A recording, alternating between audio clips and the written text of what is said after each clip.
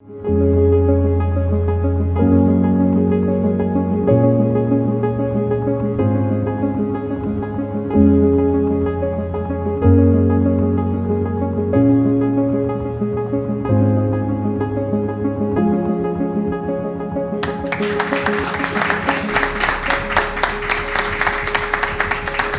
à tous et à toutes. Bienvenue à la 32e cérémonie du prix Droits et libertés qui est remis par la Commission des droits de la personne et des droits de la jeunesse. Mon nom est Judith Lucier. Pour ceux qui ne me connaissent pas, je suis journaliste.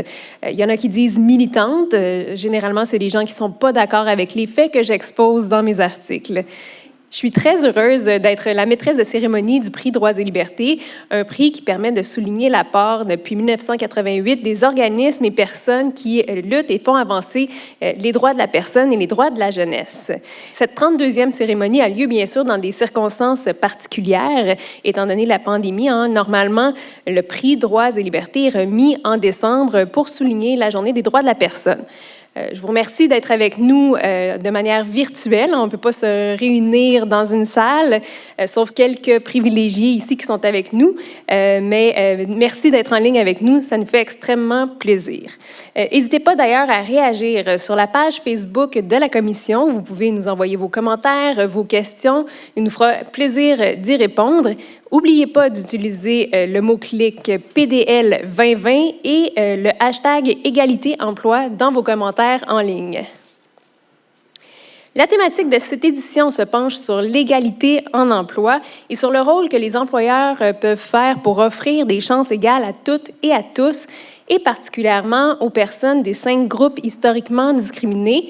Il s'agit bien sûr des personnes autochtones, des personnes handicapées, des femmes, des minorités visibles et des minorités ethniques. Vous aurez remarqué que les personnes LGBT ne sont pas incluses dans cette énumération. C'est normal, c'est parce que la loi a été adoptée il y a 20 ans et il y a 20 ans, on n'existait pas.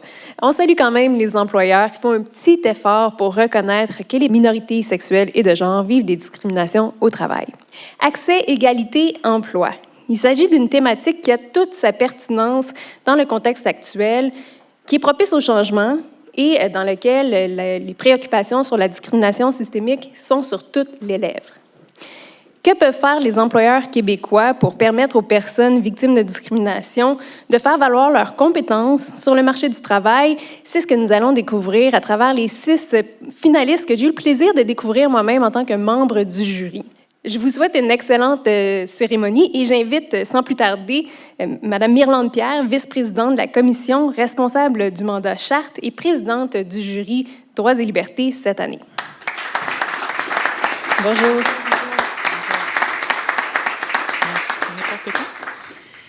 Alors, mesdames et messieurs, bonjour. Bienvenue à cette édition du prix Droits et libertés, une édition spéciale dédié à la loi sur l'accès à l'égalité en emploi dans des organismes publics.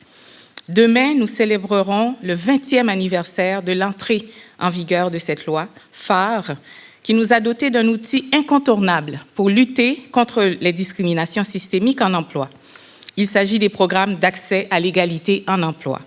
Ces programmes constituent un outil efficace qui permet aux employeurs de s'attarder aux différentes étapes de leur système d'emploi pour y déceler des pratiques potentiellement discriminatoires et ce, tout au long du parcours en emploi. Que ce soit au niveau de l'embauche, de l'intégration, de l'inclusion, de la progression en emploi, enfin, de la promotion également. Cet outil efficace permet de mettre en place des mesures concrètes, de mesurer l'atteinte des objectifs de représentation. Sur le marché de l'emploi au Québec, il y a de nombreuses femmes, des personnes autochtones, des personnes vivant avec un handicap et des membres des minorités visibles, racisées et ethniques qui ont un énorme potentiel, mais qui restent parfois invisibles. Notre engagement collectif est de sortir ces personnes de cette invisibilité, d'aller chercher ces talents, de leur offrir l'opportunité de s'épanouir, de grandir, de prendre leur place qui leur revient au sein de la société québécoise. Alors, le thème de cette année a été choisi donc pour souligner le 20e anniversaire de la loi, mais aussi pour rappeler l'importance du rôle des employeurs dans la lutte contre les inégalités. Nous passons une portion considérable de nos vies dans les espaces de travail. Les employeurs ont une responsabilité sociale. Leur environnement de travail représente un lieu de sociabilité incontournable pour exercer l'égalité et promouvoir l'inclusion. Il y a sans aucun doute un fossé considérable entre l'égalité formelle et l'égalité réelle. Et la Commission s'engage à redoubler ses partenaires et intensifier ses efforts d'accompagnement des organismes et entreprises pour l'atteinte de l'égalité réelle en emploi.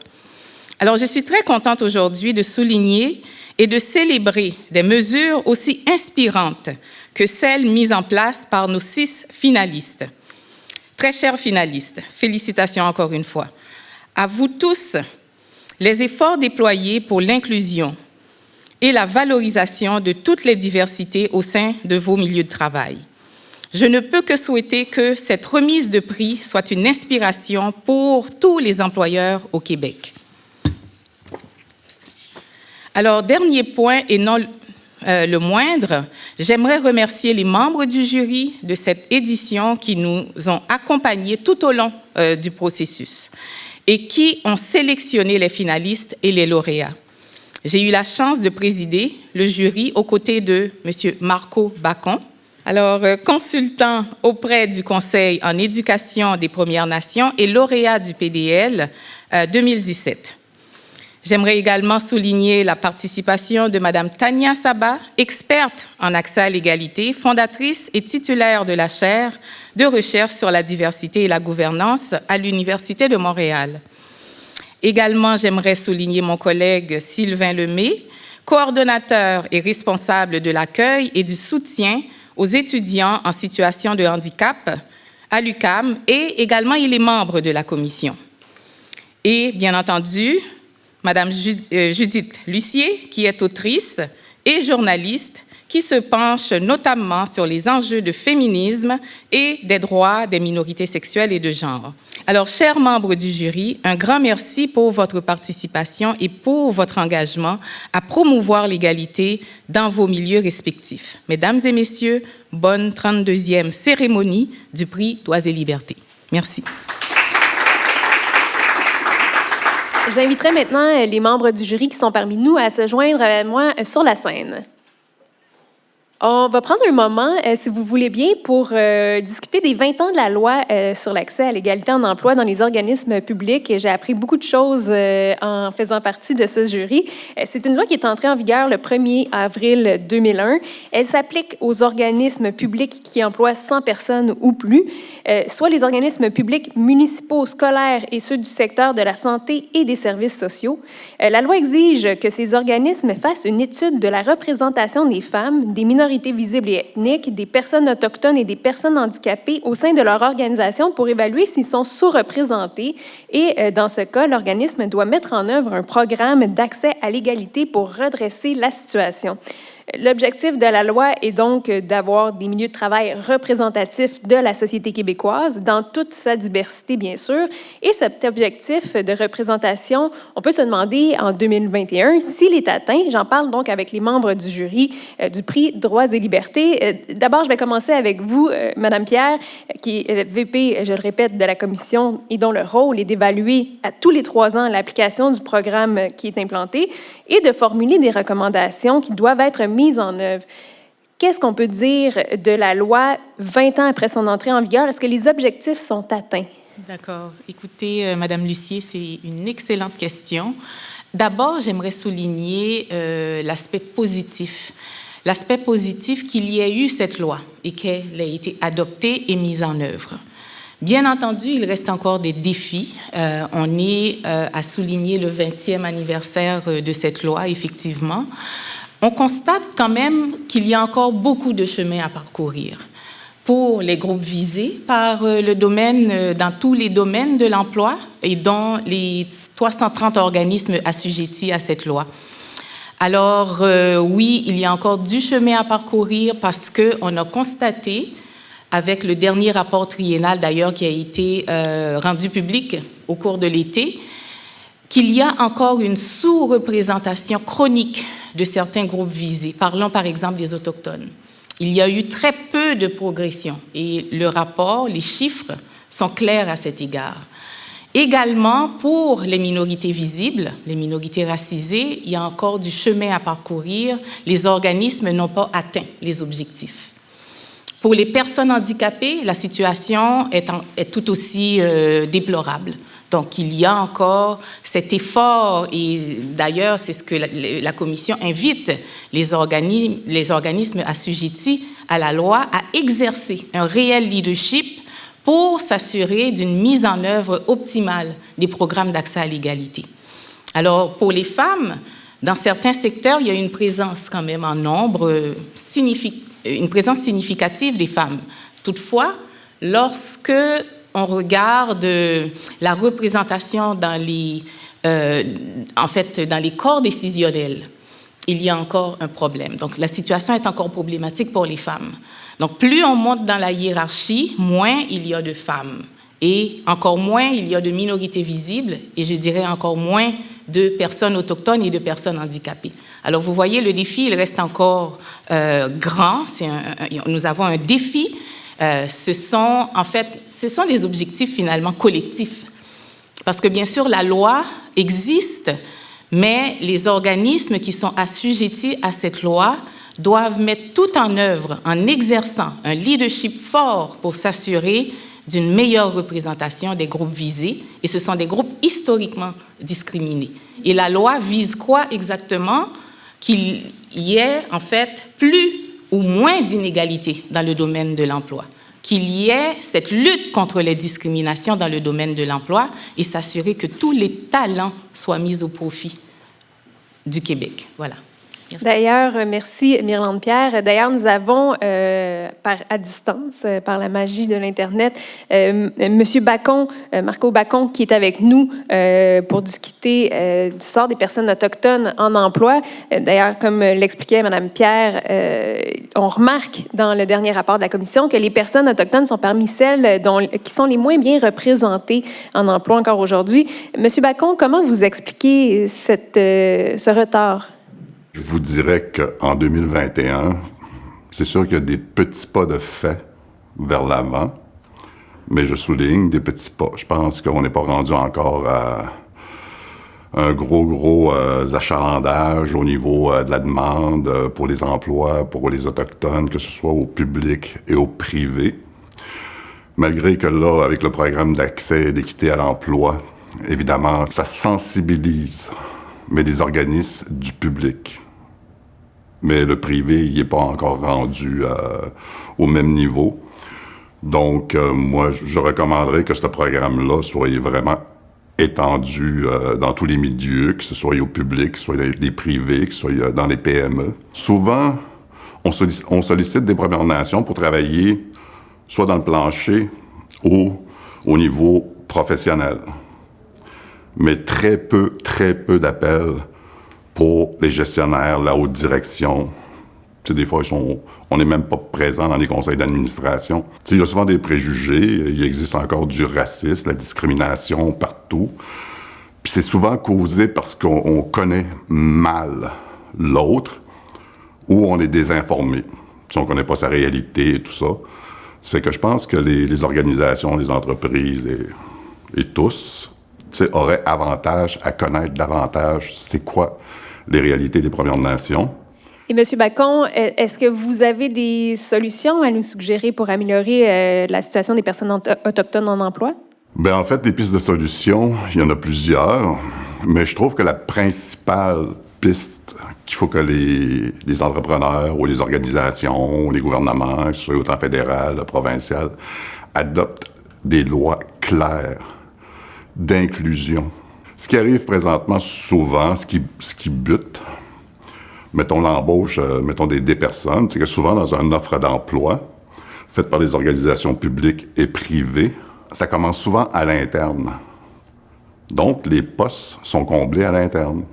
Ben, moi, je pense que la bonne solution qui ferait avancer puis permettre davantage une accessibilité à l'emploi, en ce qui me concerne les Premières Nations, que les politiques soient claires, qu'il y ait un affichage à l'interne et à l'externe au même moment, et non pas à l'interne au début et à l'externe après. Il y a d'autres pistes de solutions, le recrutement.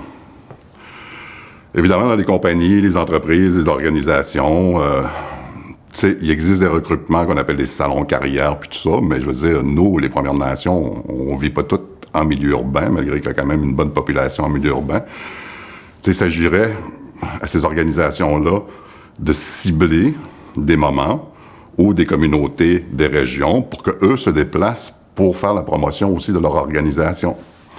Ce serait plus facile, parce qu'il y a quand même une bonne banque de personnes qui seraient peut-être intéressées, Premières Nations, à travailler pour diverses organisations, mais eux-mêmes ne le savent pas. Tu sais qu'il y a une ouverture là-dedans. Et l'inverse est vrai aussi. Les organisations ne savent pas où sont les Premières Nations, comment aller les joindre afin qu'ils puissent faire la promotion de leurs activités ou organisations. C'est peut-être aussi faire des actions peut-être plus en amont, directement dans les domaines de l'éducation. Offrir des places de stage dans les entreprises ou les organisations ou à des Premières Nations. Offrir des bourses pour encourager la persévérance et la réussite scolaire de ces étudiants-là. Donc, déjà créer un rapprochement, pas attendre que l'étudiant ou l'étudiante soit diplômé avant d'aller la solliciter, mais de regarder un petit peu dans son cheminement scolaire où est-ce qu'il y a la pertinence d'une organisation d'aller intervenir puis d'aider à soutenir cet étudiant-là ou étudiante à cheminer et possiblement avec des stages atterrir dans une organisation puis rester là, tout simplement. Merci beaucoup, M. Bacon. J'accueillerai maintenant le membre du jury, Sylvain Lemay. Bonjour, Sylvain. Bonjour Judith, je suis très content d'être à distance avec vous. Malheureusement, j'aurais voulu être des vôtres, mais vous savez, il faut toujours s'adapter avec les personnes handicapées. Donc, je suis très heureux que vous vous adaptiez à moi et qu'on puisse quand même avoir l'espace de dialogue que je souhaite toujours voir présent. Je remercie mes collègues du prix Droit et Liberté de cette édition. Ce fut un plaisir de travailler avec vous et d'apprendre de vous. Et je suis solidaire de ce prix indispensable qui permet de changer la société, de bâtir une société plus inclusive où tous et toutes pourront trouver leur place. Merci. Merci beaucoup, Sylvain.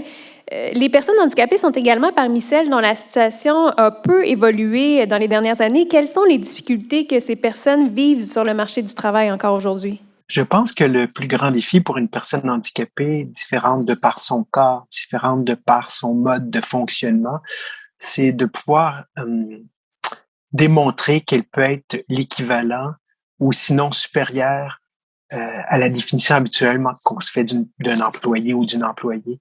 Et je dis souvent qu'en entrevue, une personne handicapée arrive à découvert, alors que normalement, une personne arrive pour qu'on la découvre. Il est toujours plus difficile de cacher sa différence et d'être capable de la surmonter. Et ça, c'est un travail qui vient avec l'expérience de la vie. Donc, c'est peut-être le premier obstacle qu'une personne handicapée différente de par son corps ou son mode de fonctionnement va devoir rencontrer dans l'intégration au marché du travail. Et pour terminer, Sylvain, avez-vous des pistes de solutions? Je pense que les pistes de solutions, c'est de créer un espace, c'est de créer un dialogue, c'est de permettre aux gens d'échanger, mais également d'être sensibilisés, formés, peut-être aux biais conscients ou inconscients qu'on peut avoir à l'égard d'une personne handicapée, parce que souvent le travail est vu comme quelque chose de productif, quelque chose dont on doit dépasser les attentes. Et c'est sûr qu'une personne qui arrive avec une certaine lenteur de motricité, d'élocution, une certaine lenteur cognitive, on va avoir tendance à présupposer beaucoup d'a priori. Et je pense qu'on ne doit pas faire ça. On doit permettre l'échange en toute honnêteté et en se disant que peut-être qu'on trouve différent, au fond, ça va être une richesse qui va enrichir l'ensemble de l'équipe qu'on va avoir à gérer.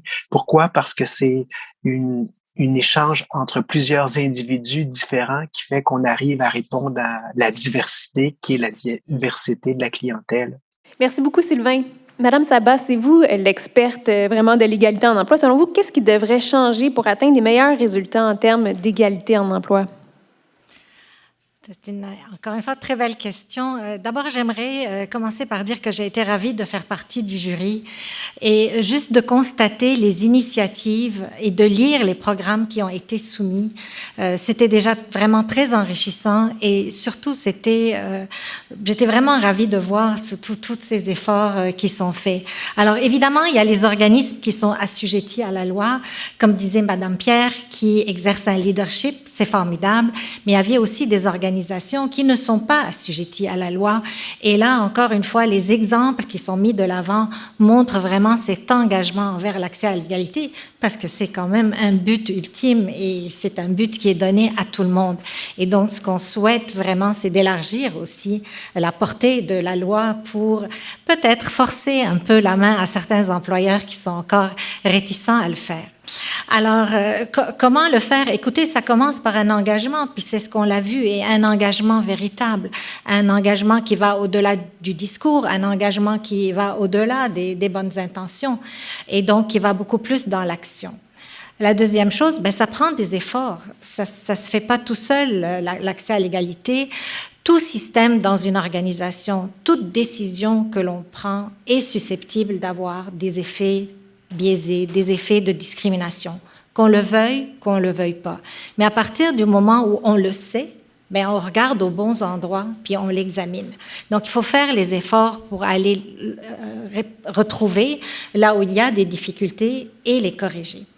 Ensuite, c'est un exercice qui est quand même complexe. Il est complexe pour les grandes entreprises, les grandes organisations, les grands organismes, mais aussi complexe pour les petites, moyennes entreprises. Et donc, il faut peut-être y aller par étapes. Pourquoi ne pas se mettre des objectifs, les atteindre, devenir plus ambitieux et continuer? Je continue de penser que ça prend quand même des mesures où on fait en sorte qu'à un moment donné, on suit les efforts que l'on fait, les objectifs qui sont atteints, d'y aller par étapes, mais ça prend vraiment cet engagement de le faire.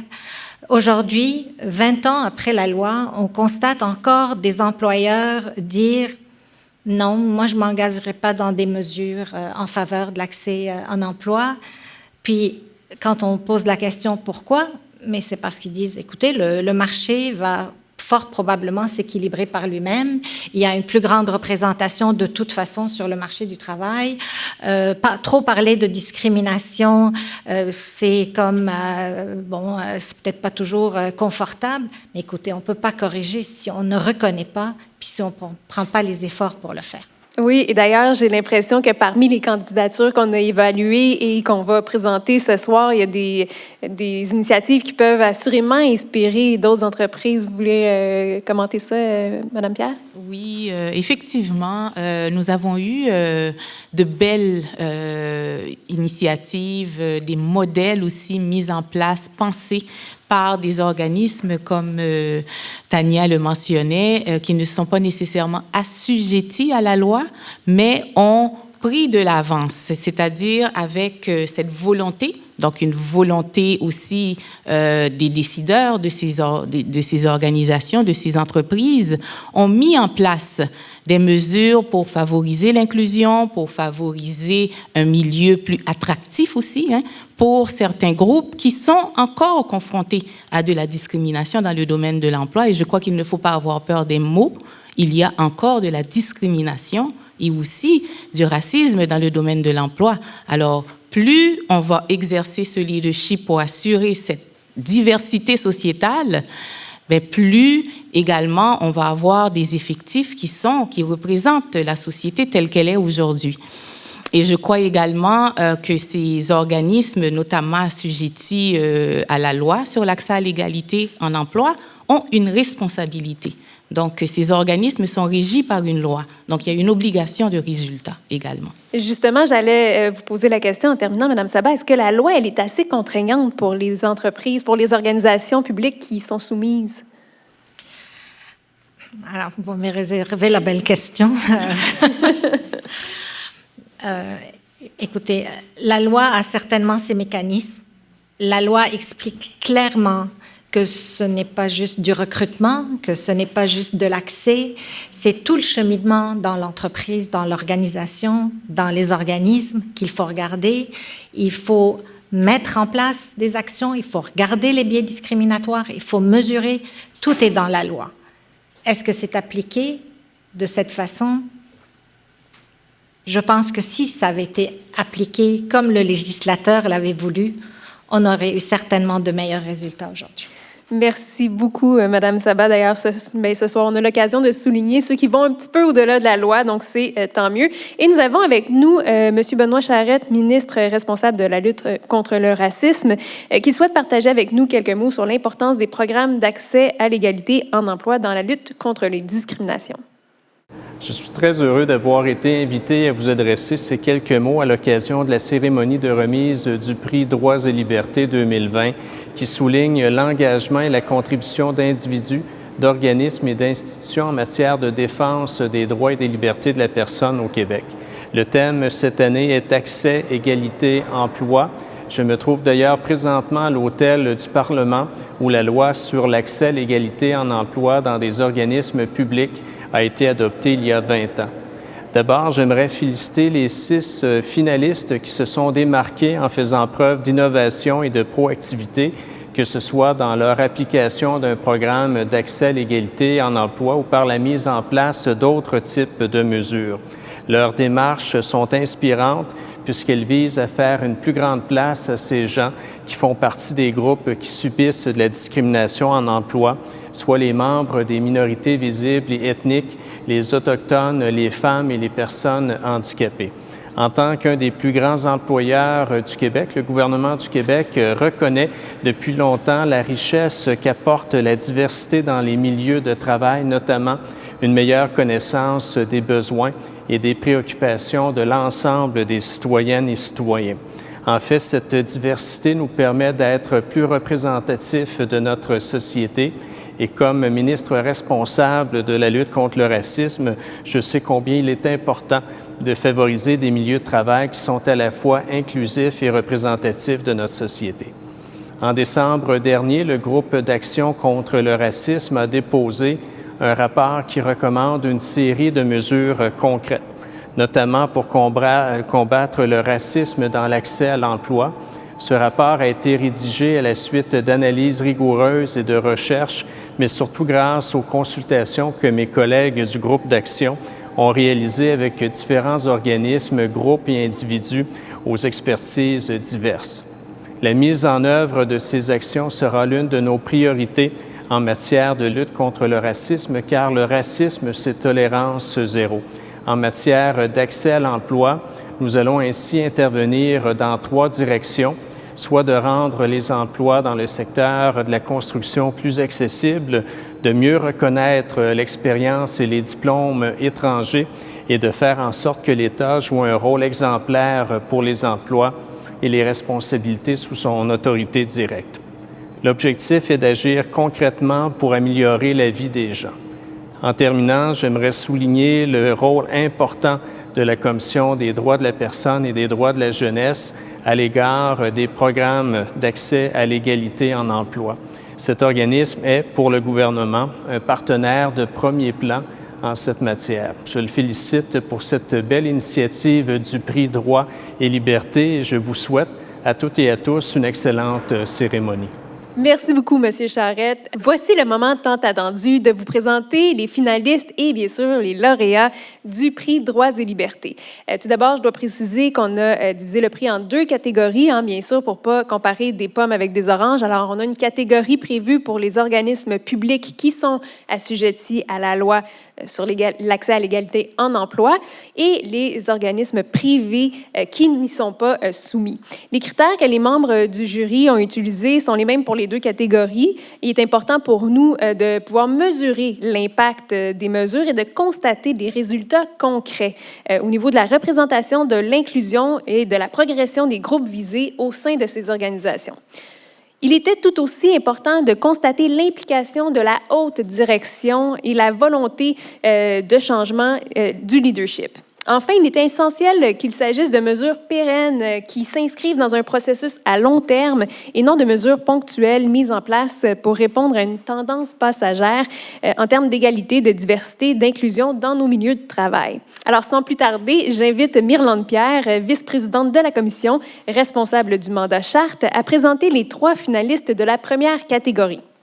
Alors, merci Judith. J'ai l'honneur de présenter les 3 premiers finalistes. Tous les membres du jury ont insisté sur le fait qu'il ne s'agit pas d'évaluer l'organisme ou ses programmes dans leur ensemble, mais bien d'évaluer les mesures présentées par les candidats et l'impact de ces mesures. Alors, je commence par la Société de transport de Montréal qui nous a particulièrement intéressés par son approche inclusive et participative. Il s'agit autant d'une approche top-down, donc descendante, que d'une approche bottom-up, ascendante. Tous les membres du personnel partagent une vision commune en termes d'inclusion et de diversité. Les groupes visés ont activement impliqué dans la conception même de la mise en place de mesures qui les concernent directement. Les initiatives de la STM ont également permis l'atteinte de la parité au sein du comité de direction, un résultat que nous souhaitons applaudir aujourd'hui, car les plafonds de verre ou parfois même de béton sont bien réels, que ce soit pour les femmes ou pour les autres groupes visés. Je m'appelle Daphné Alexandra Louis et je suis chef d'opération à la STM. Alain Brière, je suis directeur exécutif ressources humaines à la Société de transport de Montréal. C'est fou, ça a changé. Ça a changé pour le mieux. On a 36 % de nos employés qui sont minorités ethniques, visibles, communautés autochtones, personnes en situation de handicap. Quand même 36 % des 11 000 employés, c'est assez incroyable, mais on n'arrête pas là. On va plus loin à chaque année. Par exemple, les embauches l'année passée, c'était 56 % de minorités ethniques, visibles, communautés autochtones et personnes en situation de handicap. Ce que j'ai pu voir à travers mon parcours professionnel, c'est qu'il y a de plus en plus de promotions qui sont données aux femmes. On n'a pas de quota, on ne fait pas d'embauche préférentielle, on fait juste expliquer les postes, les défis. Les gens appliquent, passent le processus puis sont embauchés. L'objectif ultime, c'est que les employés représentent la clientèle qu'on dessert à Montréal. Je fais partie d'une initiative locale dans notre centre de transport où on essaie de capitaliser, dans le fond, sur la diversité pour nous permettre d'avancer en tant qu'équipe. Rapidement, c'est mis en action. Elle a consulté ses collègues, les gestionnaires. Puis, on était vraiment gâtés. 50 % des chauffeurs donc, qui ont répondu au sondage. Donc, ça nous donnait quand même un très bon échantillonnage qui nous ont révélé certaines problématiques en lien avec la diversité. Ils ont mis un plan d'action en place, échéancier, responsable. Bref, ils se sont pris en main. Donc, je sais que c'est important ce que je fais. De dire qu'ils ont peut-être une chance d'être traités équitablement. Puis c'est ce qu'on veut dans l'ensemble de nos activités, de nos centres de transport, que les gens arrivent avec des idées innovantes, différentes. Tu as des points de vue différents, tu as des horizons différents, tu as des angles morts que tu ne vois pas, que ces gens-là t'apportent. Tu as une richesse pour l'entreprise qui te permet d'aller plus loin, qui te permet d'innover, qui te permet de donner un meilleur service à la clientèle. C'est gagnant-gagnant. D'être finaliste au Prix Droit et Liberté 2020, c'est vraiment pour moi, la STM, ses employés, les gestionnaires, tout le monde, un honneur vraiment, là. Je pense qu'on a tous notre part à jouer pour faire une différence, pour faire progresser les choses. Tous nos efforts depuis 1987 sont reconnus par cette nomination-là. On est vraiment fiers.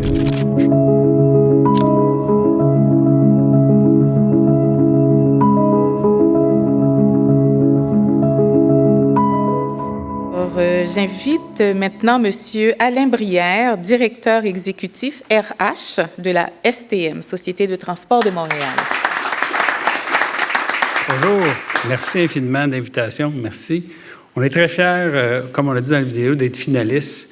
On est appuyé depuis 1987 par notre conseil d'administration, la direction générale et surtout des employés motivés, mobilisés. On le voit dans la vidéo. Les gens se prennent en main, vont plus loin. Fait que c'est un travail d'ensemble, la STM. Puis vous savez, ultimement, ce qu'on veut, c'est que nos employés représentent la clientèle qu'on dessert. Fait qu'on est vraiment fiers d'être finalistes, surtout qu'on a des compétiteurs qui ont fait des belles choses aussi. Merci infiniment. Merci à nos employés. Puis ce que je veux vous dire également, c'est qu'on n'arrête pas là, on continue, on se remet en question continuellement pour aller plus loin. Merci, bonne fin de journée. Merci, merci. Alors, je passe au deuxième finaliste de cette catégorie, qui est Revenu Québec. La force de cette candidature réside dans un programme bien structuré et une planification qui témoigne d'une vision et d'un engagement à long terme de la haute direction. Cette candidature a également attiré notre attention par son cycle de formation des gestionnaires sur la diversité culturelle et par la mise en place d'activités qui vise à promouvoir l'ouverture et contrer les biais discriminatoires en milieu de travail. Je suis Elisa Carolina Gonzalez. Je travaille au Centre de recherche de Revenu Québec. Je suis économiste. Sabrina Prévost, conseillère en valorisation de la diversité. Je fais partie du comité pour la diversité culturelle chez Revenu Québec et le comité a été créé en 2017. On développe dans le fond des actions qui visent à pallier les enjeux que nos comités soulèvent en milieu de travail. Tous les membres du comité, nous sommes parraines de nouveaux arrivants à Revenu Québec. Donc, on va les accompagner pour que ça se passe mieux leur intégration. Ce qu'on voit notamment avec les comités consultatifs, c'est que les gens s'impliquent, parlent, les gens osent appliquer sur des postes auxquels ils sont compétents, auxquels ils ont droit d'accéder. Ça me fait sentir que l'organisation écoute nos besoins puis prend en compte la réalité de ses employés. Quand on parle de minorités visibles et ethniques, on peut compter un taux de représentativité au-delà de 30 %. Ce qu'on souhaite, c'est qu'il y ait intégration, progression et réussite pour permettre à chacun et chacune de vivre son plein potentiel en milieu de travail. Mon équipe de travail est très diversifiée. On se ouvre à la différence. Toute la richesse, le bagage diversifié que les gens apportent, ça permet de créer un environnement avec beaucoup d'idées, beaucoup de créativité. Revenu Québec a également établi des partenariats avec différents organismes et entreprises à l'externe. Ce qu'on souhaite, c'est oui, un rayonnement de nos pratiques afin de montrer notre leadership, d'influencer peut-être d'autres entreprises à mettre en place ce type de pratiques-là, mais également pour échanger. Pour ouvrir les portes et pour montrer l'exemple. Pour nous, être finaliste au prix Droit et Liberté, c'est une grande fierté. Je sens vraiment que je fais une différence, puis je sens qu'on me donne les moyens aussi pour faire cette différence-là. Je tiens aussi à remercier ça, parce que grâce à ça, je travaille à Revenu Québec et je suis intégrée. Je suis fière de moi.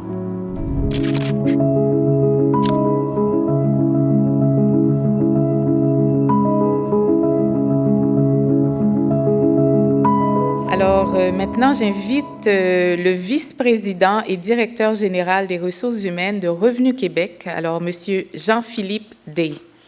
C'est un très grand honneur pour Revenu Québec de faire partie des finalistes pour le prix Droit et Liberté de la Commission des droits de la personne et des droits de la jeunesse. Notre organisation est riche de sa diversité. Il s'agit d'ailleurs de l'une de nos valeurs fondamentales qui est très chère à notre président directeur général, M. Carl Gauthier. Nous sommes persuadés que c'est la force de nos différences qui nous permet d'atteindre nos objectifs organisationnels. La pluralité des idées et des façons de faire qui en découlent est au cœur de notre esprit d'innovation et de nos succès. Elle accroît l'éventail des perspectives par lesquelles nous pouvons dessiner les solutions à nos enjeux. À Revenu Québec, nous visons toujours l'excellence en matière d'inclusion. Nous croyons fermement que grâce à la participation de tous et au leadership de la haute direction, nous contribuons ensemble à construire un environnement valorisant la diversité. Cette nomination témoigne de la volonté de notre organisation à participer à une société plus juste et inclusive qui place la diversité au cœur de ses actions en gestion des ressources humaines. Le comité de direction est très fier de porter cet engagement au quotidien. Nous sommes heureux que ce succès retentissant en matière de gestion des ressources humaines puisse faire rayonner Revenu Québec à titre d'employeur. Nous souhaitons devenir une source d'inspiration pour d'autres dirigeants et organismes d'entreprise pour qu'ils choisissent également d'aller plus loin afin que collectivement, nous luttions tous ensemble contre l'exclusion. Nous poursuivons chaque jour nos actions en matière de valorisation de la diversité. Notre objectif est avant tout de veiller à ce que tous se sentent bien au sein de Revenu Québec afin de créer un milieu où chacun a sa place, chacun se sent bien et peut s'épanouir pour mettre ses compétences au profit de l'organisation. Ce milieu inclusif est celui que Revenu Québec a créé dans les dernières années et souhaite maintenir pour l'ensemble de nos employés actuels et futurs. Notre troisième finaliste dans cette catégorie est la Ville de Montréal. La Ville a développé 3 programmes d'intégration en emploi destinés aux personnes handicapées, aux minorités visibles et ethniques et aux personnes autochtones. Ces programmes visent ou misent sur le parrainage et sur les stages rémunérés. Il s'agit de pratiques gagnantes qui permettent d'avoir une expérience personnalisée, qui prend en compte les besoins des personnes et qui optimise leur intégration au sein du milieu de travail. Le modèle de ces programmes a également été présenté à d'autres employeurs afin qu'il soit adopté un modèle transférable qui atteint des objectifs concrets. Mon nom, c'est Liliane Vianouji. Je suis inspectrice résidentielle pour l'évaluation foncière pour la division Est. Simon Lefrançois, directeur de dotation diversité en emploi à la Ville de Montréal. Vu que je suis une personne chaude, c'est très difficile pour moi de m'intégrer avec l'équipe qui comprend ma situation par rapport à mon handicap. On a mis de l'avant un programme de parrainage professionnel spécifiquement dédié pour les personnes handicapées. On met de la formation et de l'accompagnement pour nos parrains marraines à l'interne pour favoriser l'intégration. À mon âge, j'ai eu une très belle expérience avec l'équipe de libération foncière, vu qu'eux savent ma situation. On s'assure d'avoir des mesures d'adaptation pour les postes de travail pour être certain que ces employés-là ont tout le soutien et les ressources pour que leur programme d'intégration, leur stage en emploi se déroule bien. On est en télétravail. Souvent, on fait des réunions vidéoconférences. Je porte un bloc oculaire pour mieux entendre. Comme un Bluetooth, ça permet de connecter une tablette ou un ordinateur pour la réunion. C'est juste un débit, mais on trouve des solutions pour mieux adapter. On se rend compte que ces stages-là sont aussi gagnants pour les équipes de travail qui apprennent à découvrir des gens qui ont plein de ressources et qui veulent faire leur carrière à la ville. Je me suis bien intégrée avec eux parce qu'eux sont curieux par rapport à ma situation. Moi, je vois dans l'avenir rester à la Ville de Montréal le plus long possible. C'est une vision qu'on porte d'avoir une fonction publique qui est représentative de sa population. Et plus on est représentatif, plus on va être performant et efficace d'offrir des services à nos citoyens dans lesquels ils se reconnaissent à tous les jours. D'être finaliste au prix Droit et Liberté, c'est une grande fierté pour nous à la Ville de Montréal. On met des efforts depuis de nombreuses années, donc d'avoir une reconnaissance pour nos pratiques en matière de diversité et d'inclusion. On est très fiers de cette réalisation-là. Je suis très fière de travailler à la Ville de Montréal quand je me sens acceptée par rapport à mon handicap.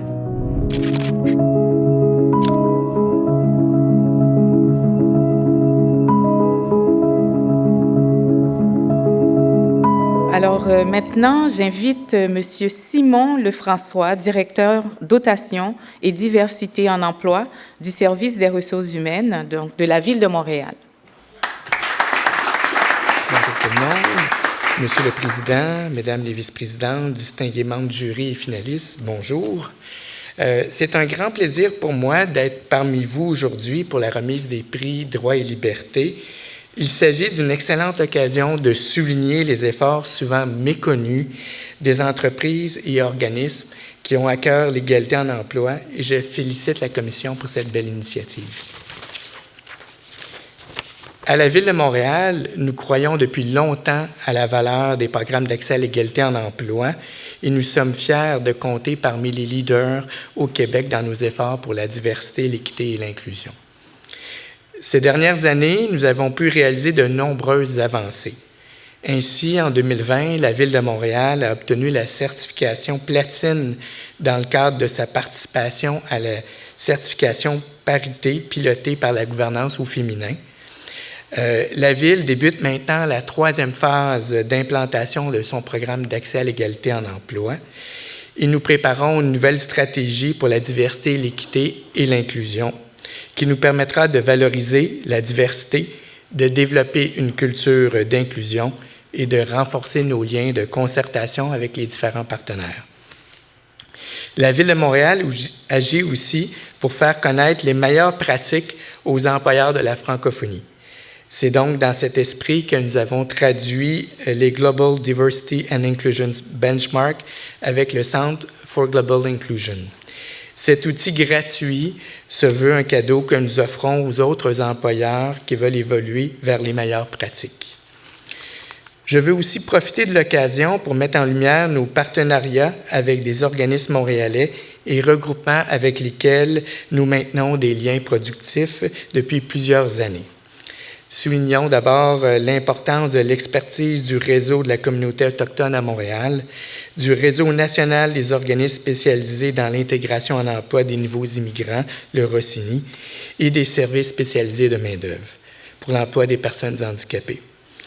J'invite fortement les employeurs à utiliser les services de ces organismes et les experts des approches interculturelles et antiracistes québécois. En terminant, je félicite les 6 finalistes qui montrent la voie aux employeurs du Québec en vous invitant à poursuivre votre excellent travail pour l'équité, la diversité et l'inclusion. Je vous remercie tout le monde. Bonne journée. Alors, voilà le moment que nous attendons toutes et tous. Alors, voilà, j'ouvre l'enveloppe. Et le lauréat de la première catégorie du prix Droits et libertés 2020 est la Société de transport de Montréal.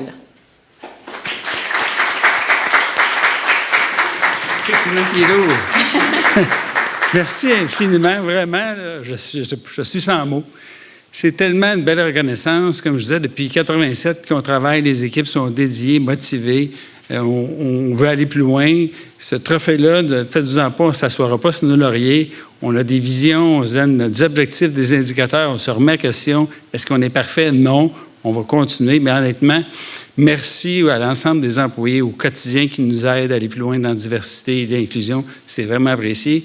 Et je vous annonce qu'on fait partie des sociétés de transport, des 9 sociétés de transport. On va les harceler également, eux aussi, pour qu'ils soient ici l'année prochaine ou les autres années. On va faire de la promotion avec ça. Merci infiniment. Ça reconnaît l'ensemble de nos efforts. Je ne sais pas quoi dire de plus. Merci. Bonne soirée. Félicitations, encore une fois. Bravo.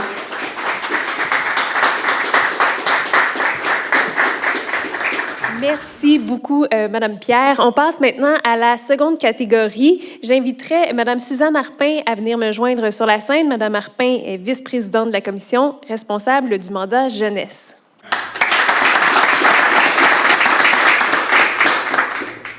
Bonjour à toutes et à tous. Je suis très heureuse d'être ici aujourd'hui.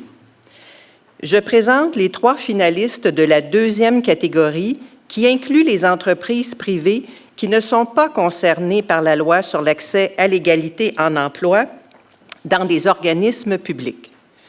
Je voudrais à cet effet rappeler une des revendications de la Commission qui demande depuis des années d'étendre cette loi d'accès à l'égalité en emploi au secteur privé.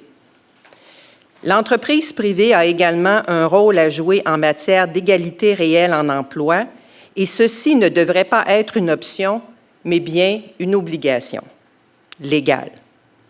L'inclusion et la représentation équitable au sein de nos milieux de travail, c'est l'affaire de toutes et de tous.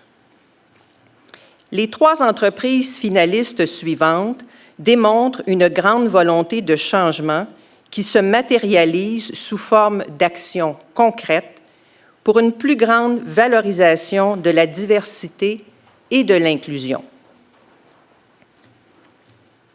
Le premier finaliste de cette catégorie est la Caisse Desjardins du Centre-Nord de Montréal, qui a constaté des difficultés d'attraction et de rétention de son personnel, ainsi que des inégalités salariales.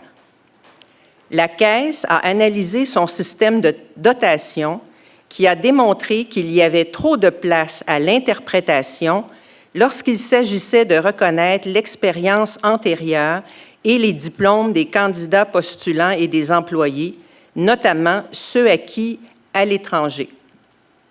La Caisse a donc procédé à un exercice de reconnaissance des équivalences de formation et des expériences de travail acquises à l'extérieur du Québec ou du Canada, et la révision conséquente des positionnements salariaux. Cette initiative locale de la Caisse a permis à de nombreuses personnes d'être reconnues à leur juste valeur et d'être traités équitablement. Je suis Ali Mouba, conseiller principal synergie et offre intégrée à la Caisse des Jardins Centre-Nord de Montréal. Mon nom est Richard Georges, je suis directeur général à la Caisse des Jardins du Centre-Nord de Montréal. Lorsqu'on construit un projet d'immigration en se confrontant au milieu du travail avec la reconnaissance des diplômes, avec le manque d'expérience québécoise, on s'est remis beaucoup en question. On s'est rendu compte qu'il y avait quelque part certains enjeux dans nos processus de dotation. Tous les dossiers de chacun des employés ont été révisés, justement pour s'assurer qu'il y avait une équité à travers tous nos gens, peu importe leur origine. Ils m'ont fait confiance en me donnant des postes qui sont à la hauteur de mes diplômes pour aboutir à un poste de directeur de développement de marché pour des mandats de remplacement. Aller à contre-courant d'une industrie très conservatrice et compétitive comme les institutions financières, ça nous expose peut-être différemment, mais justement, ça nous donne cet avantage de pouvoir attirer des talents qui sont différents aussi. Et de favoriser la fidélisation de ces gens-là chez nous et de les garder le plus longtemps possible. Le sentiment d'appartenance en sort renforcé. Parce que tu sens que malgré ta différence, tu es accepté. C'est une caisse où les employés est à l'image de Montréal. C'est des personnes qui viennent des quatre coins du monde et qui ont des expériences, des vécus qui sont très enrichissants. Et cette diversité rehausse évidemment l'impact qu'on peut créer auprès de nos clients. Les clients se reconnaissent à travers nos employés, ça crée une relation qui est forte. L'impact humain est une chose, mais l'impact financier, la performance de nos gens depuis 2018, on atteint des records année sur année. Je suis convaincu que l'évolution se fait au mérite à la Caisse des Jardins. Ce que représente d'être finaliste au prix Droits et Libertés, c'est un immense sentiment de fierté, évidemment pour moi, et aussi pour nos employés, nos gestionnaires, nos membres du conseil d'administration. Ça représente une concrétisation des efforts qu'on a déployés à travers le temps. Qui me rendent très fier et puis qui me donnent la force de me réveiller tous les matins pour aller travailler dans cette organisation.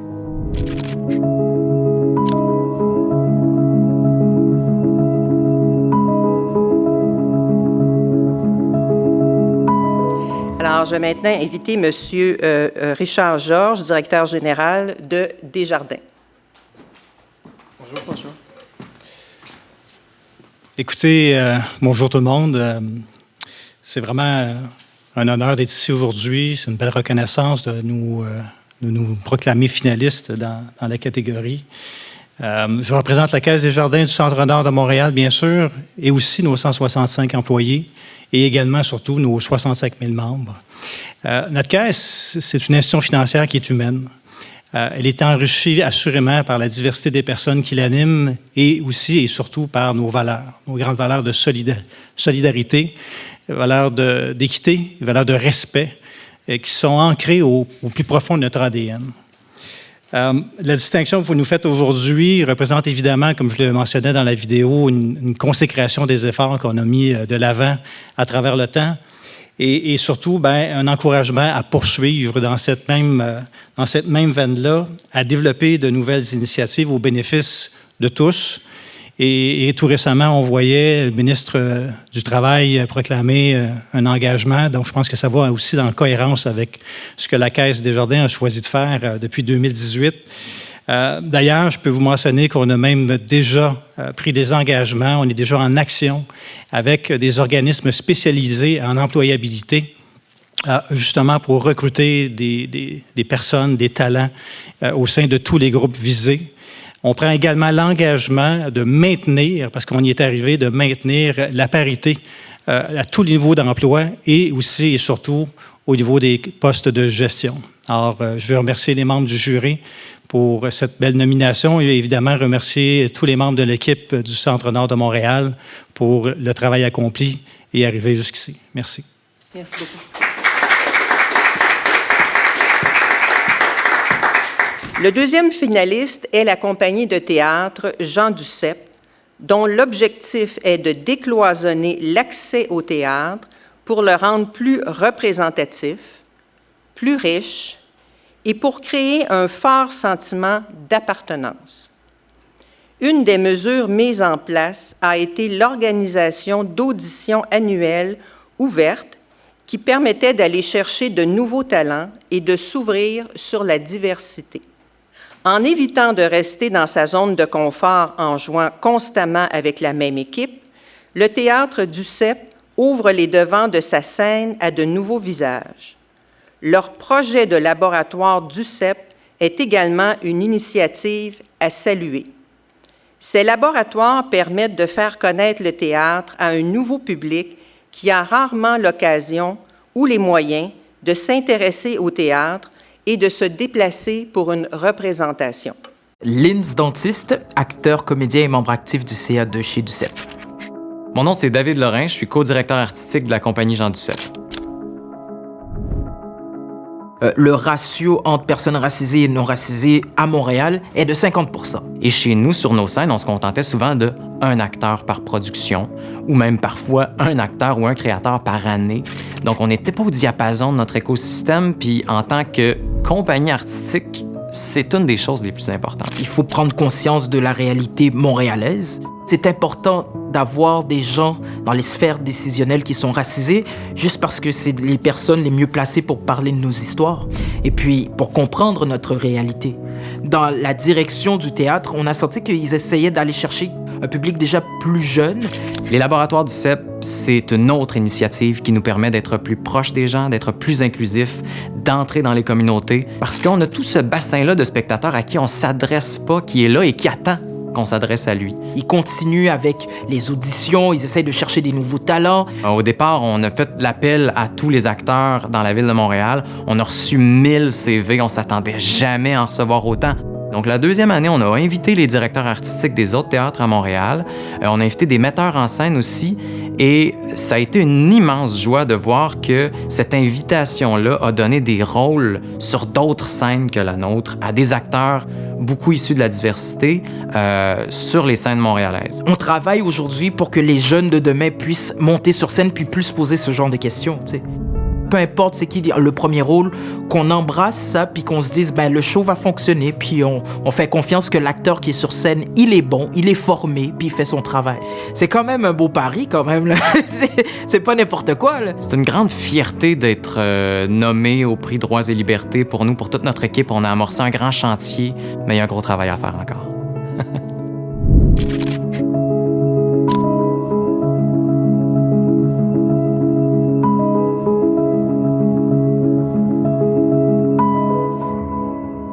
Alors, pour le théâtre Jean Duceppe, j'invite M. David Lorrain, co-directeur artistique et membre du conseil d'administration.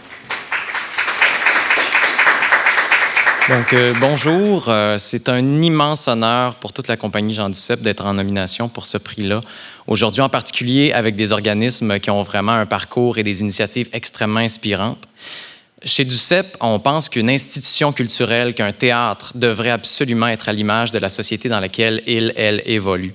Donc, tout ce qui est les notions d'équité, d'égalité, d'inclusion, d'accès à l'emploi, c'est devenu extrêmement important chez nous au fil des dernières années. C'est comme si on avait compris que de s'ouvrir à un public plus large allait nous offrir, en fait, une clientèle plus large et aussi une offre qui est maintenant infiniment plus riche. Il y a encore beaucoup de travail à faire et puis, on va travailler là-dessus pour sûr. Merci beaucoup. Merci, M. Lang. Enfin, notre troisième finaliste est l'entreprise Énergir, qui a revisé son processus de recrutement dans l'objectif d'attirer plus de femmes dans des métiers non traditionnels et d'ainsi améliorer leur représentativité. Énergir a analysé toutes les étapes de recrutement, de l'affichage à l'analyse des candidatures, pour y déceler des biais pouvant être discriminatoires. Les tests d'embauche et les outils de sélection ont été soumis à une validation et certains outils de travail ont été revus afin de faciliter l'exécution et l'ergonomie du travail. Énergir a également diffusé des capsules vidéo sur les médias sociaux dans la perspective d'attirer des candidates potentielles. Je m'appelle Valérie Villeneuve et je suis technicienne acquisition chez Énergir. Catherine Lippé de chez Énergir. Je suis chef de pratique acquisition des talents, diversité et inclusion. Je travaille avec d'autres femmes. Je dirais que de plus en plus de femmes chez Énergir. C'est un changement de culture d'entreprise. Ça va de la haute direction aux gestionnaires, aux équipes sur le terrain. C'est le syndicat, les ressources humaines. Donc, c'est vraiment un travail d'équipe. Je pense que c'est ça qui a expliqué le succès puis l'atteinte de nos résultats. On est soutenu tout au long de notre processus, que ce soit au niveau de l'embauche qu'au niveau de la formation. Les gens qu'on engage, on les forme après pendant 18 mois. Le fait de côtoyer d'autres femmes dans un métier non traditionnel, c'est plaisant. Je me sens à ma place. On a un excellent taux de rétention de nos femmes. Notre doyenne a 32 ans de service. Quand elle a été engagée, il y avait une femme sur 132 hommes. Je pense que j'ai des belles années encore devant moi. Il y a un comité de la condition féminine qui se rencontre plusieurs fois par année pour écouter la réalité des femmes. Je pense que c'est les meilleures personnes pour nous dire ce qu'elles ont besoin. On est considérés en tant qu'employés. On a le droit de parole, puis on est respecté à tous les niveaux. On a beaucoup travaillé au niveau de l'ergonomie des outils de travail pour faciliter l'intégration des femmes. Faire des effets leviers avec certains outils. J'ai pas besoin d'avoir une force grandiose pour pouvoir l'effectuer. Être finaliste au Prix des droits des libertés, pour nous, c'est une grande fierté parce que c'est un dossier sur lequel on a mis vraiment beaucoup d'énergie. J'espère pour l'avenir qu'Énergir va continuer dans le sens de l'égalité et de la diversité en emploi. Là, on a une volonté d'aller un petit peu plus loin comme organisation, puis on a mis en place un plan d'action pour justement élargir notre portée à l'ensemble des diversités.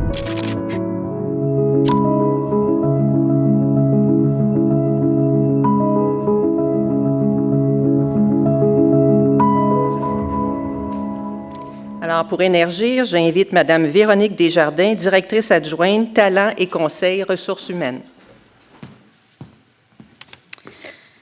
Chez Énergir, la diversité et l'inclusion nous tient à cœur, et ce depuis plusieurs années. Nous y avons consacré beaucoup d'efforts et nous sommes fiers du chemin parcouru. Nous avons su relever les défis afin d'élargir nos horizons pour diversifier et enrichir notre bassin d'employés. En 2021, nous désirons poursuivre dans cet élan et renouveler notre volonté d'aller plus loin en matière de diversité et d'inclusion. La volonté d'Énergir à l'égard de la diversité est de susciter le dialogue, d'approfondir les réflexions et de mettre en valeur l'ouverture à la différence. Pour nous, la diversité et l'inclusion se vit au quotidien. Nos valeurs de proximité, de collaboration et d'innovation sont en adéquation avec notre volonté d'être inclusif.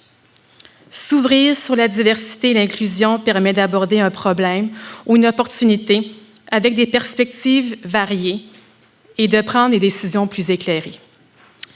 Célébrer tout simplement la différence nous permet d'être encore plus pertinents, plus créatifs et plus bienveillants. Nous valorisons les talents uniques de chacun et s'assurons que l'expérience employée soit encore plus épanouissante. Cela ne nous permet qu'enrichir une culture organisationnelle encore plus forte. Merci aux membres du jury pour cette belle nomination et à la commission également. Bonne journée. Merci beaucoup. Alors, avant d'ouvrir l'enveloppe, je tiens à féliciter les 3 finalistes pour les mesures que vous avez mises en place dans vos milieux de travail. Et on ouvre l'enveloppe. La compagnie théâtre Jean Duceppe. Merci beaucoup.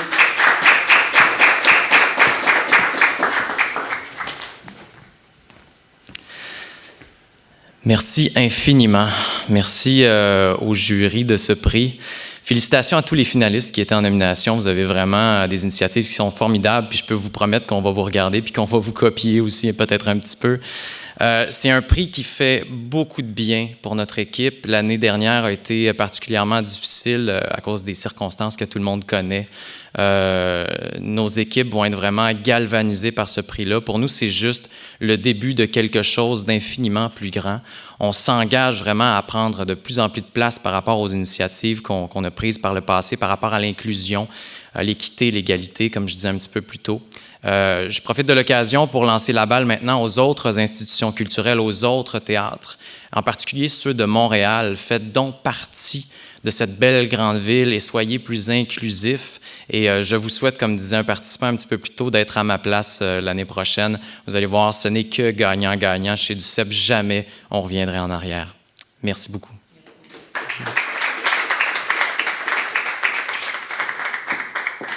Merci beaucoup, Madame Arpin. Félicitations aux deux gagnants, deux lauréats du prix Droits et libertés. Continuez votre beau travail et comme dit Monsieur Lorrain, je suis certaine que c'est gagnant-gagnant. Mais ce n'est pas terminé. La Commission souhaitait souligner cette année deux prix hors catégorie. Et pour vous les présenter, j'inviterai Monsieur Philippe-André Tessier, président de la Commission, à venir les présenter.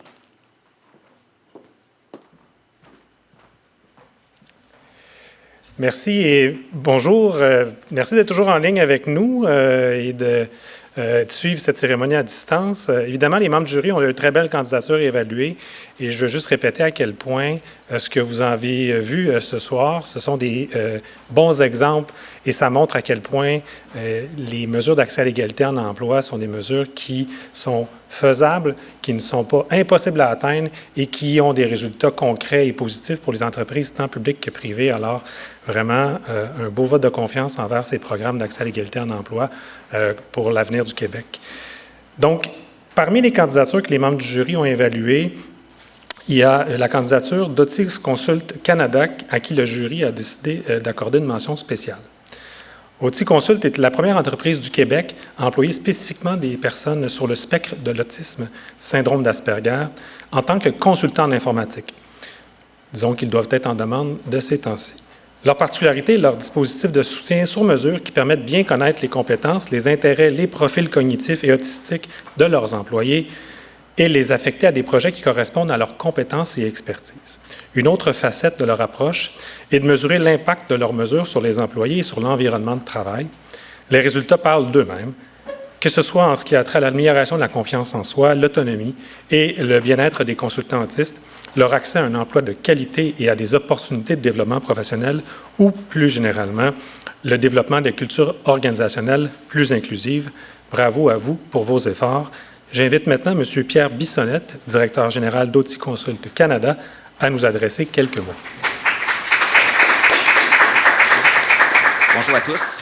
Merci au jury pour cette mention spéciale. Vraiment, pour nous, c'était touchant d'avoir reçu cette reconnaissance, surtout être considéré aujourd'hui parmi des grands joueurs tels que Desjardins, la STM, la Ville de Montréal et j'en passe.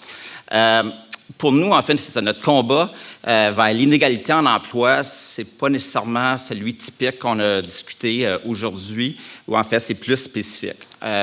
Pour mettre un peu et en fait, notre combat, pour être précis, c'est vers les gens atypiques d'un niveau neurologique, c'est-à-dire les personnes autistes. Pour mettre un peu un contexte là-dessus, maintenant, il y a environ une personne sur 67 qui sont évaluées d'être à quelque part sur le spectre de l'autisme. Donc, un bassin comme le Canada, on parle de près de 400 000 personnes.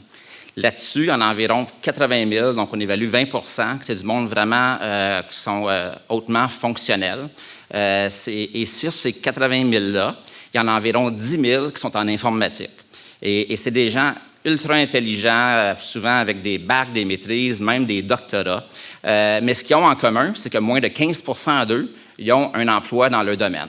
Et c'est ça que nous, on s'est attaqué. Et la raison qu'ils n'ont pas un emploi dans leur domaine, ça n'a rien à faire avec leurs compétences, c'est simplement que certains d'entre eux sont un peu plus maladroits socialement que d'autres personnes. Et donc, les entrevues conventionnelles et les emplois, la façon que c'est structuré et les normes sociaux conventionnelles, ça fait que ça ne fonctionne pas tout le temps. Et donc, nous, chez Otis Consult, on a attaqué ce problème-là, et surtout en prenant en considération la pénurie que nous voyons en informatique. Et donc, notre modèle, c'est que oui, quand des personnes autistes viennent cogner à notre porte en informatique, on fait une évaluation. Pas juste une évaluation de techniquement, mais vraiment à connaître les personnes pour voir c'est où qu'on peut les déployer et que ce soit vraiment le plus gagnant possible. On les met aussi au travers des formations quand c'est nécessaire pour vraiment qu'ils soient mis à point, qu'ils soient le plus déployables le plus vite possible. Et finalement, ce qu'on passe beaucoup de temps à faire, c'est travailler avec nos partenaires, nos clients, pour leur donner une chance. Et on est chanceux que des petites sociétés et des grandes, telles que Desjardins, telles que Deloitte, telles que Cascade, ils leur donnent une chance. Et nous, ce qui différencie notre modèle, c'est l'accompagnement. C'est ça notre sauce secrète qu'on peut dire. On passe beaucoup de temps, nos accompagnateurs, avec nos personnes, nos ressources, pour vraiment les comprendre. Mais ensuite, on les aide, à passer au travers d'une entrevue. Et on coach aussi l'intervieweur pour être sûr qu'on optimise le temps de l'entretien. Ensuite, quand ils sont embauchés, mais oui, on passe beaucoup de temps à sensibiliser l'environnement qui va travailler notre consultant. Donc, faire des Q&A avec ses collègues pour vraiment qu'ils comprennent c'est quoi les personnes autistes et les particularités de la personne qui va se joindre à eux. Et ensuite, on a un soutenu tout le long du mandat. Et ces mandats-là, souvent, ça commence juste par 3 mois parce que les employeurs ne sont pas sûrs s'ils veulent vraiment faire ce saut-là. Mais à tout coup, vraiment tout coup, c'est renouveler les mandats à 3 mois, à 6 mois, à 1 an, à 2 ans, à 3 ans. Parce qu'ils voient que les personnes autistes sont très, très capables et ils sont souvent pas juste équivalents à la performance des autres, mais supérieurs, surtout en informatique. Et donc, on applaudit nos partenaires qui font ce saut-là, mais il y a encore beaucoup plus, comme je mentionnais dans les nombres tantôt, de personnes autistes qui cherchent des emplois en informatique. Donc, je prends l'opportunité ici à demander à tous et chacun si vous connaissez des sociétés ou incluant des gouvernements qui ont besoin des ressources en informatique. S'il vous plaît, n'hésitez pas de nous approcher. Ça nous ferait plaisir de travailler avec vous. Encore une fois, merci à tous et vive la neurodiversité. Merci beaucoup, M. Bissonnette. Merci beaucoup à vous. Bravo pour ce super programme et projet pour la neurodiversité au Québec. C'est un grand honneur pour moi de présenter le dernier prix, qui est un prix hommage, qui est décerné aujourd'hui dans le cadre, évidemment, du prix Droit et Liberté. Il s'agit d'une nouveauté de cette année parce que nous avons tenu à rendre hommage à une personne qui a marqué, et j'insiste ici, qui a marqué l'histoire du Québec et sa quête d'égalité et de parité en emploi à travers ses travaux, ses ouvrages et ses enseignements. Il s'agit de Mme Marie-Thérèse Chicha. Il y a plusieurs liens étroits entre la commission et Mme Chicha, entre autres le fait que celle-ci était chercheuse à la commission dans les années 80. Il est difficile de résumer toutes ses réalisations en quelques mots. Et je vais entre autres mentionner sa présidence du comité qui était en charge de rédiger la loi sur l'équité salariale du Québec, son rôle déterminant également dans le nouveau modèle d'équité salariale pour la juridiction fédérale, pour les entreprises de juridiction fédérale. Elle a non seulement insufflé les valeurs de parité et d'égalité au sein de la société québécoise, elle l'a également fait à l'international, où elle est considérée comme l'une des plus éminentes expertes en matière de politique d'égalité. Elle a été consultante à l'Organisation internationale du travail de 2004 à 2015 et a offert des formations sur les politiques d'égalité dans une dizaine de pays. Professeure à l'École de relations industrielles de l'Université de Montréal et titulaire de la chaire en relations ethniques, Marie-Thérèse Chicha est également la fondatrice de l'École d'été sur l'immigration, l'intégration et la diversité sur le marché du travail qui réunit annuellement des spécialistes nationaux et internationaux. Nous allons maintenant suivre Judith Lucier qui va aller présenter ce prix hommage à Mme Chicha, que je tiens à sincèrement remercier pour son immense contribution à un Québec plus paritaire et plus égalitaire. Merci, Mme Chicha. On est devant l'Université de Montréal. On s'en va rencontrer Marie-Thérèse Chicha. Elle pense que je m'en vais l'interviewer, mais en fait, j'ai une petite surprise pour elle. On s'en va lui remettre un prix.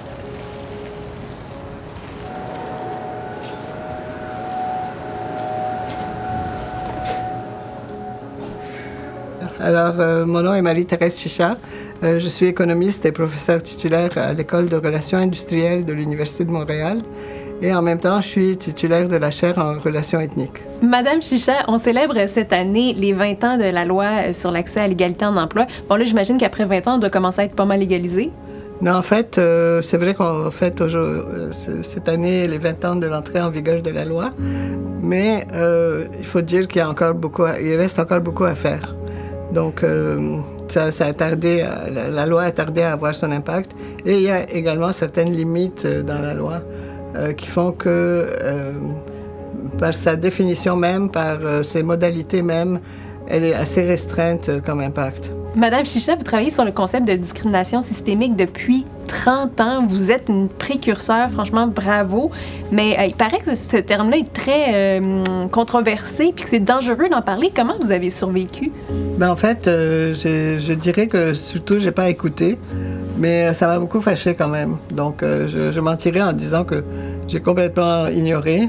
Non, ça m'a fâché. Et ce qui me fâche, c'est que les personnes rejettent immédiatement la réalité de cette discrimination systémique sans essayer de comprendre de quoi elle est composée, en associant la discrimination systémique à quelque chose de volontaire, de méchant. Donc, c'est ça qui me fâche, en fait. Mais je constate quand même que de plus en plus, c'est une réalité qui est acceptée accepté par la population en général.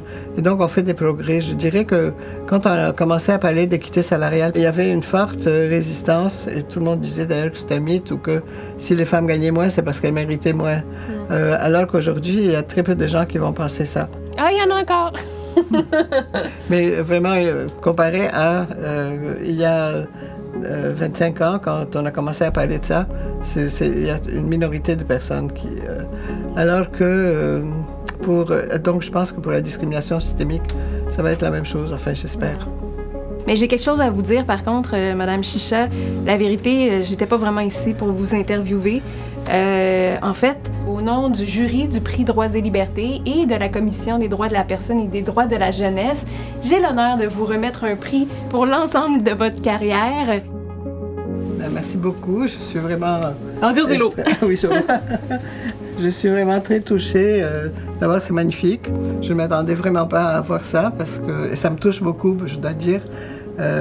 Particulièrement parce que c'est à la Commission des droits vraiment que j'ai commencé à travailler et je garde un très bon souvenir de mes années à la direction de la recherche de la Commission et j'ai toujours un attachement envers la Commission et envers ce qu'elle fait. Donc, je suis doublement touchée par cet honneur qui m'est fait et que vraiment, ça me fait grand plaisir.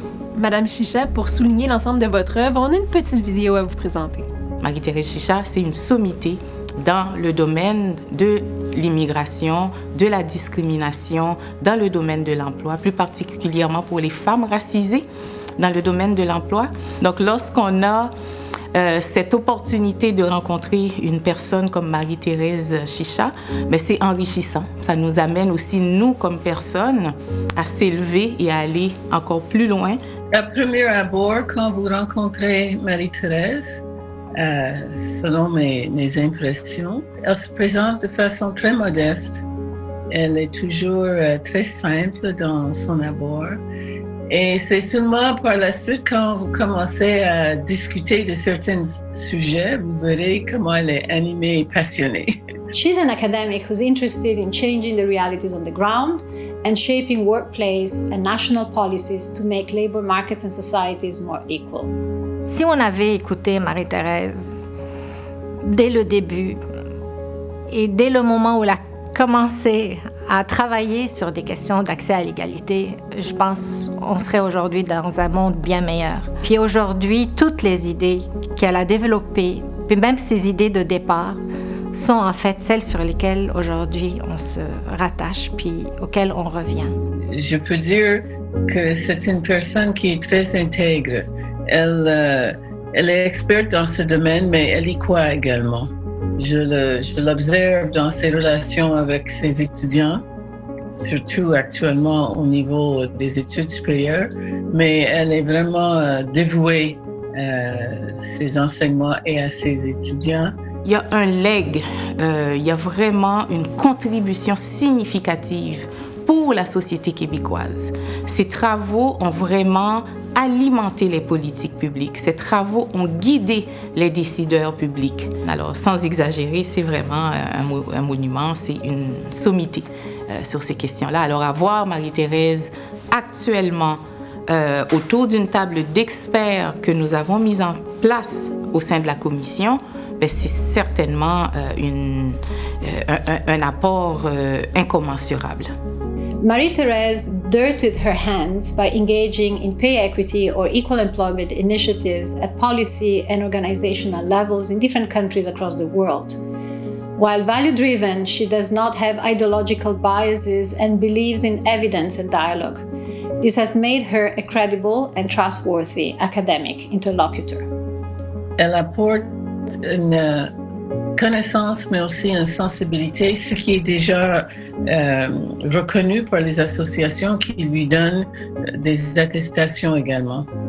Je crois que ça transparaît dans son travail et son travail est toujours d'une très haute qualité et d'un très grand intérêt.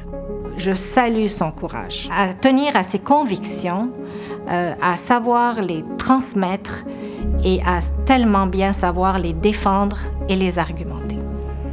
Qu'est-ce que ça vous fait d'entendre ça? Ouais, ça m'émeut beaucoup, franchement.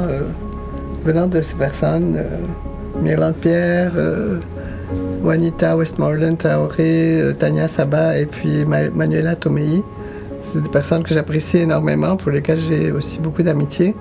Et ce qu'elles disent vraiment me touche énormément. Madame Chicha, si vous aviez un souhait en matière d'égalité en emploi, ça serait lequel? En fait, mon souhait, c'est pour les générations futures, pour nos enfants, nos petits-enfants, pour qu'ils soient dans un monde égalitaire et qu'ils n'aient plus à se soucier de problèmes qu'ils pourraient subir, que ce soit à l'école ou que ce soit dans leur vie quotidienne en raison de leur sexe ou de leur origine. Donc ça, ce serait vraiment mon souhait le plus profond. Bien, c'est un honneur, Madame Chicha, de vous rencontrer. Encore une fois, félicitations pour votre prix.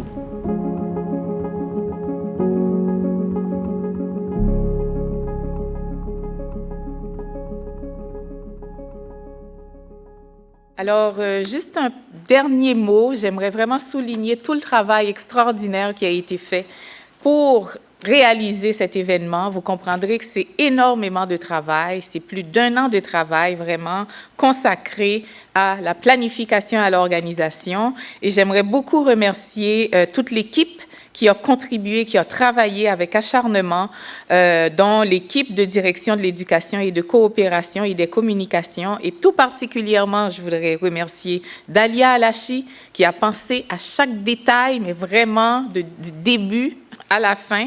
C'est extraordinaire là, de penser à tous ces détails. Et aussi tout son savoir-faire là, qui a été mis à contribution pour ce bel événement. Merci beaucoup, Dalia.